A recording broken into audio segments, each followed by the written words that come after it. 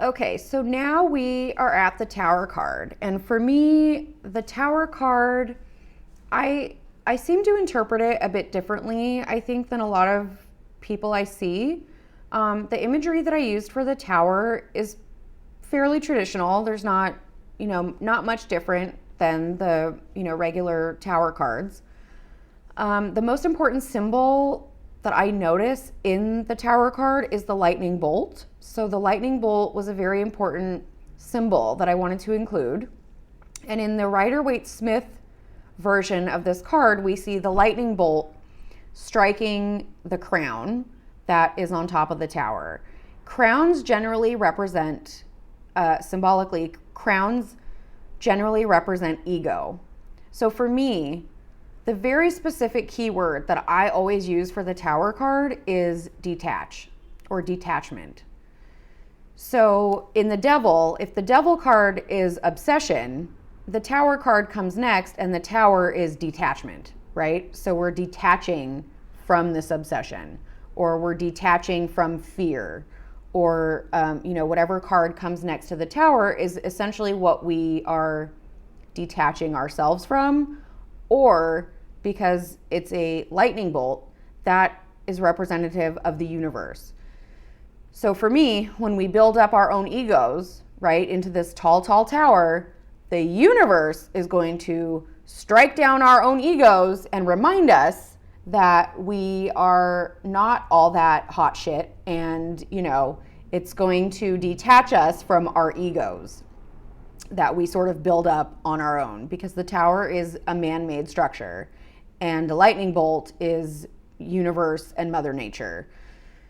So essentially, whenever I get the Tower card, I always read it as detachment. And the other keywords that I chose for this card are upheaval and disrupt or disruption. So it's very much that energy of, whatever we thought or built up in our own heads, it's like the sudden realization or the sudden upheaval that, like, oh my God, that was not correct. And it's usually because we built it up to something that was not actually realistic to begin with, right? So I know that a lot of people sort of read this card as kind of tearing everything down to the foundation to rebuild it, which I can see that could be a way to read it in certain situations.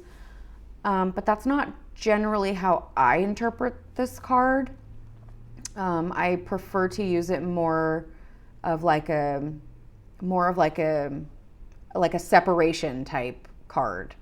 So if, like I said, if the Devil, the Tower, and then in the Star is once we detach ourselves from our own ego, or we detach ourselves from our fear, or we detach ourselves from our own expectations, which, hello, that's what I work on all the time, is then we have the Star. So then we can begin to heal, and we can have a new direction of like where we're going, because we're no longer stuck in our own selves, in our own ego. If this makes sense to anybody, I don't know. But anyways, and I also kind of read it as more of like on a more mundane level. It could be something literally detaching, right? So if you have to move away, or you're moving to a new town, it's almost like you're detaching from the house that you've lived in for a long time, right? So you're moving along. If it were the Tower and the Chariot, it would be detaching from, maybe it's where you've lived your whole life, and you're detaching from it and you're moving on to somewhere else. Tower astrologically is also Mars, so it has a lot of that sort of fiery energy, upheaval, and it's usually kind of sudden. It's usually unexpected. So the universe will strike down that lightning bolt when you don't expect it. Whereas the Death card is more of a gradual change. The Tower is more of sudden, like a sudden change. I don't necessarily think that the Tower is a bad card. I think sometimes it's a hard card, right? When we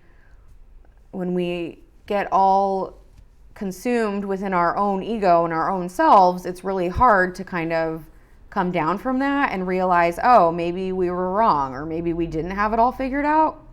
But that's when the Star card comes in, which is next, and that, you know, we're kind of starting fresh from there after this sort of upheaval. I think that's all I really have to share about the Tower card, and then we'll move on to the Star card.